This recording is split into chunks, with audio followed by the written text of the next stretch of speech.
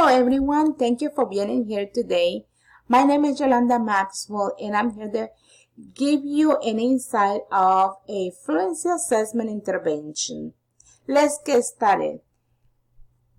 Let's go with the first slide and let's think about what is the reading fluency. Reading fluency means reading quickly, accurately, with expression and a phrase way. A student must recognize words automatically and be able to identify unfamiliar words easily. Now let's ask us ourselves, what is the fluency assessment? The National Reading Panel recommends that a child should be reading within 1 minute, and he's supposed to be assessed and see where he at the reading level. It's called RTI. The next slide, we're talking about reading fluency component. What are the components of the reading fluency? Well, we have the reading fluency involves 3 components: automaticity, speed, prosody. All of them tells you that the child should recognize 100 words per minute, or he's supposed to read or fluent, and he should read 100 words per minute. He should be fluent. He should recognize those words real fast, like he should be familiar with them. The next one is a reading fluency standards. The student's word identification strategy to decode words and support the comprehension. Now, the next one is the characteristic of the fluent readers. A student must recognize high-frequency words. He's supposed to be just putting like a read expressly chunky words into phrases. He's supposed to pause and put or break down. That's sort of the characteristic of the reader. The next slide, will talk about high-frequency word or the identification strategy. A student use word identification strategy to read unfamiliar words. Young students depend on phonics to sound. Phonic analysis, phonic rules or spelling pattern, or writing words such as blaze and shin, or decoding by analogy, using phonograms to deduce pronunciation or spelling, or the syllabic analysis, like dragon, ball, no. Things like that these are some of the things that children will use to become a better reader using high frequency.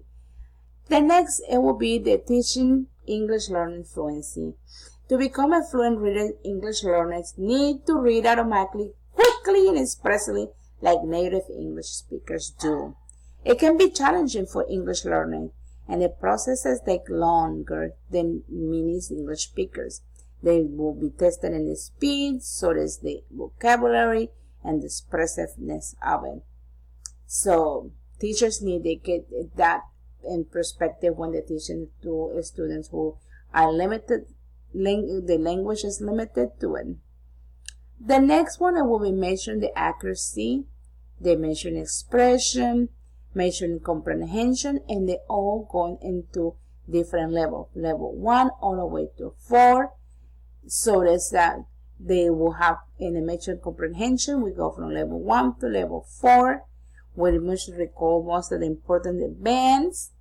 So yes, they have to be able to recognize those high frequency. Now, this is one example of the record sheet where the teacher will use the check the students' reading level. The next one, we'll be talking about what is fluency intervention. As you know, many children struggle with fluency in reading, so we want to provide the best accommodation for the student. The purpose of the reading intervention is to help the children improve in the reading comprehension, vocabulary skill, building those words in it, and decoding the words. And that will help you with critical thinking and learning. That's the important part of it. The next one will be fluency development lesson. We have to get lesson plans built up for the children. We can use a short passage often used. We can have modeling, fluent reading Children can pair with or take in turn with each other.